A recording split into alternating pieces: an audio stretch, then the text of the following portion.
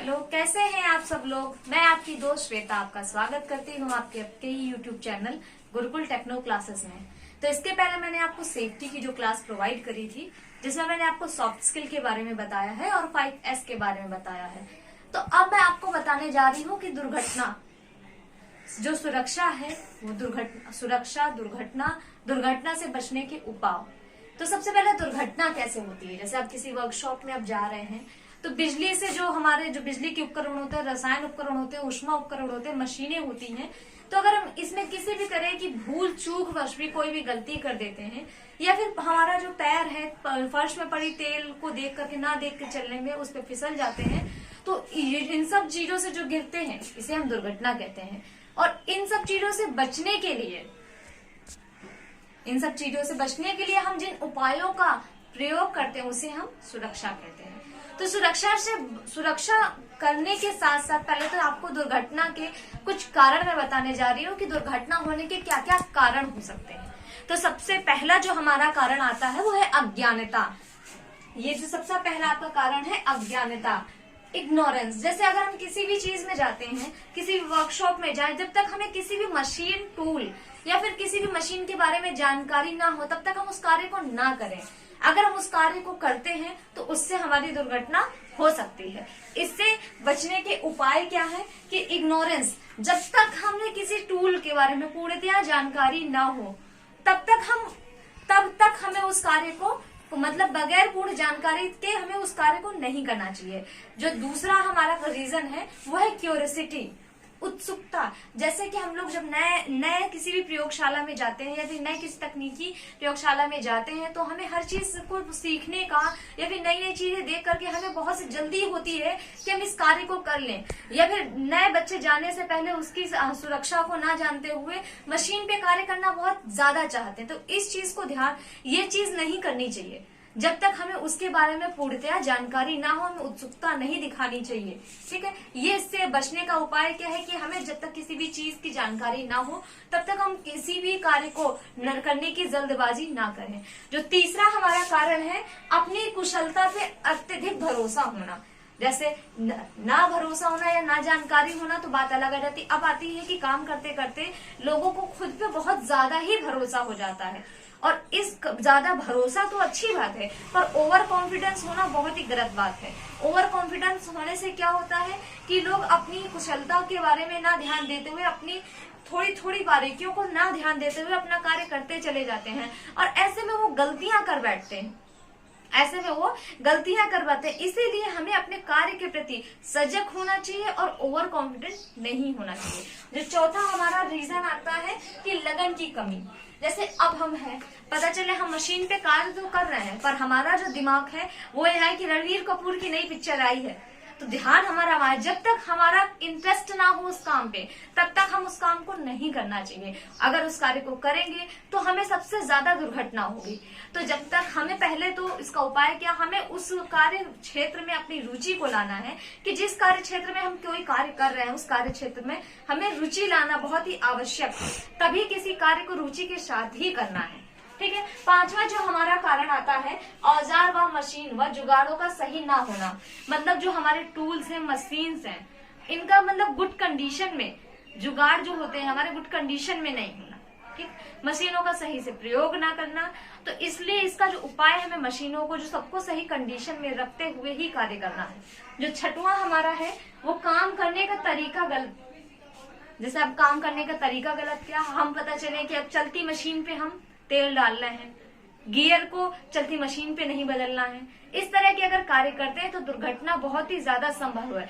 तो इसका उपाय ये है कि हमें हर कार्य को करने का सही से ढंग, मतलब कार्य करने का जो एक स्टेप बाय स्टेप ढंग होता है वो पता होना चाहिए और उसी स्टेप बाय स्टेप से ही उस कार्य को करना है हमको।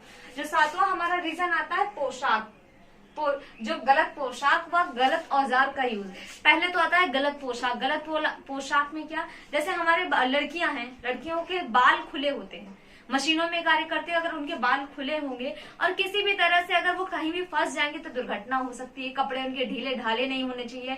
हाथों में किसी भी तरह की अंगूठी या घड़ी का प्रयोग नहीं करना है, क्योंकि अगर ये किसी भी तरह से अगर हमारी लेथ जैसे मशीन है उसमें ही फंस जाती है या किसी भी तरह से दुर्घटना होने की आवश्यकता होती है, तो हमें अपनी पोशाक पे बहुत ज्यादा ही ध्यान देना। तो उसके उपाय क्या है कि हमें टाइट कपड़े, मतलब फिट कपड़े एक तरह से पहनने हैं और बालों को अच्छे से बांधना है। किसी भी तरह का उपकरण हाथ में नहीं पहनना है। अब आता है इसके बाद गलत औजार का यूज।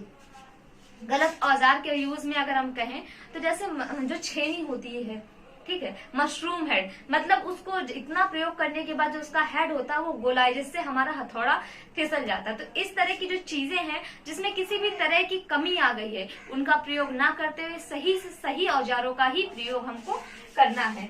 खतरनाक पदार्थ, अब बात आती है जैसे रसायन है।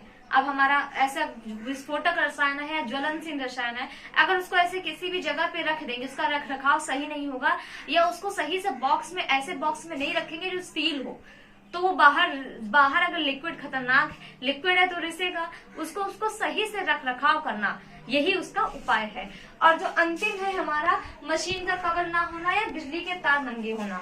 तो मशीन पे जैसे अगर मशीन है, मशीन का ढक्कन है, गियर सेट करने के बाद हमें उसका मशीन, कोई भी चीज चेक करने के बाद हमें मशीन को सही से बंद करना आना चाहिए।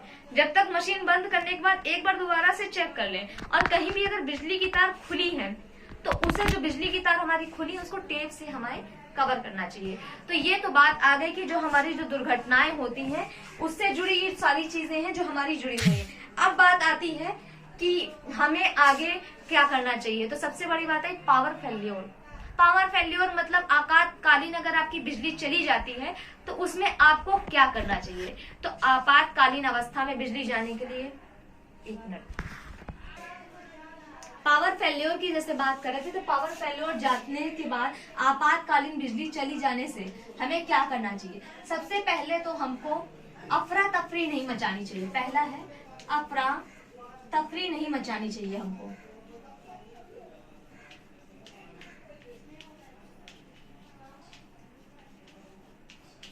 सारे स्विच जो हमारे, जो बिजली से जुड़े जितने भी उत्पादन है, मशीनें हैं, इनके स्विच को ऑफ कर देना चाहिए।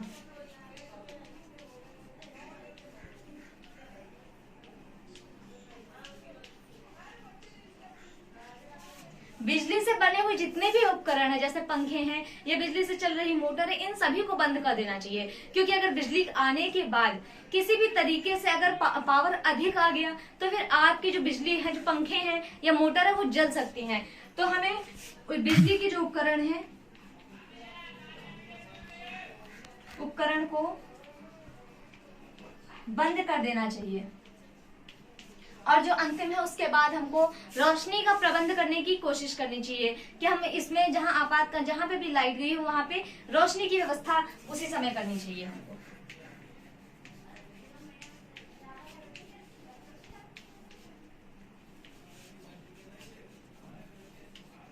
अब ये तो बात आ गई पावर फेल्योर के टाइम हमें, आपातकालीन स्थिति में हमें क्या क्या करना चाहिए। अब बात आती है, हमने आपको बताया था आग के बारे में आपको पढ़ाएंगे। तो अब आती है आग कब लगती है। तो अब हम आग के बारे में आपको बढ़ाने जा रहे हैं। तो सबसे पहले देखिए आग की कंडीशन क्या है।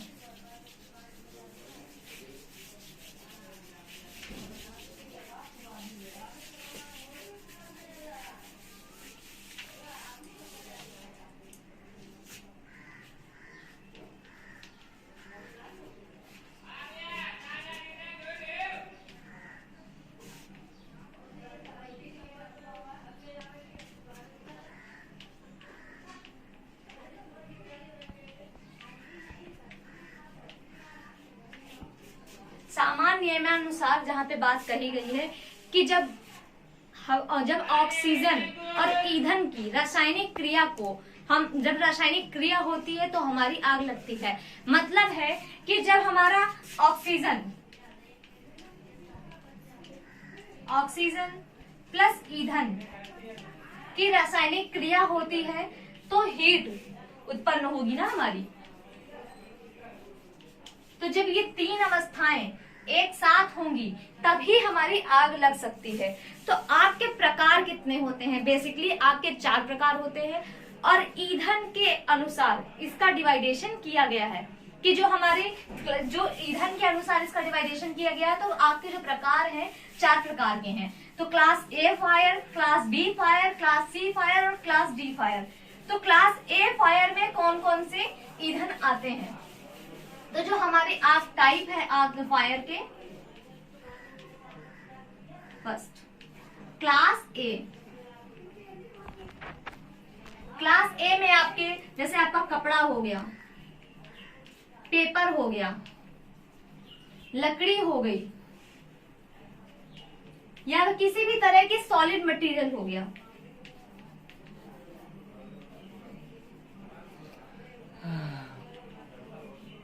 सॉलिड मटेरियल से लगी आग क्लास ए में आती है और इसको बुझाने के लिए सोडा एसिड,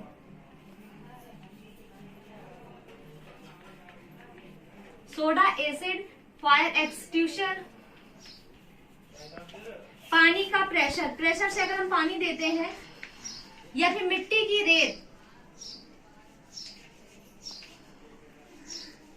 रेतीली मिट्टी से इसको बुझाया जा सकता है।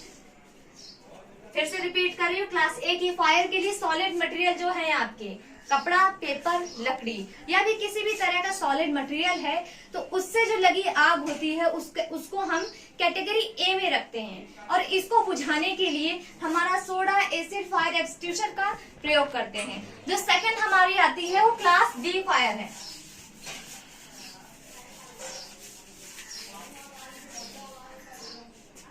क्लास बी जो फायर है ये हमारे तेलीय पदार्थ से, मतलब पेट्रोल हो गया आपका,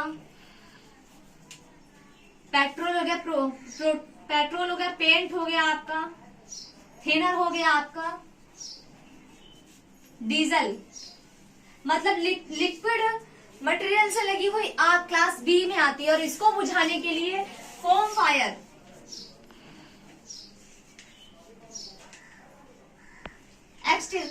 एक्सटिंग्विशर का प्रयोग करते हैं।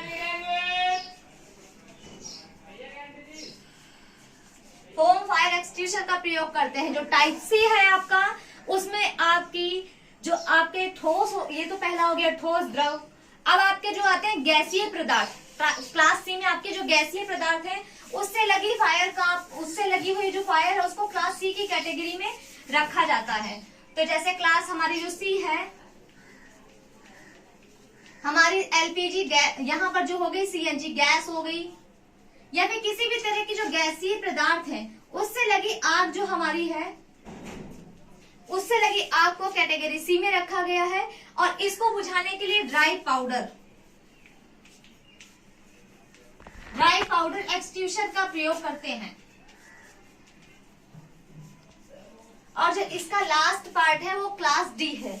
क्लास डी में जैसे किसी इलेक्ट्रिक उपकरण या बिजली के तार या फिर किसी भी तरह की बिजली से लगी आग जो हो गई उसको हम क्लास डी की फायर में रखते हैं।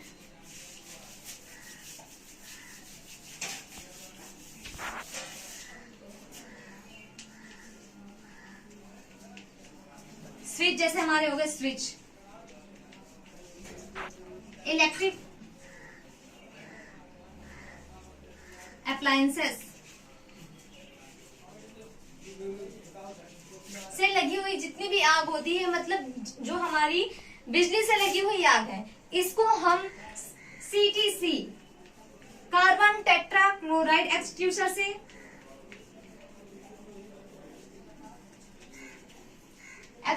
बुझाते हैं। इसका दूसरा जो नाम है वो हैलोन एक्सटिंग्विशर भी है। और जो हैलोन एक्सटिंग्विशर को हम बोरोन क्लोराइड क्लोरो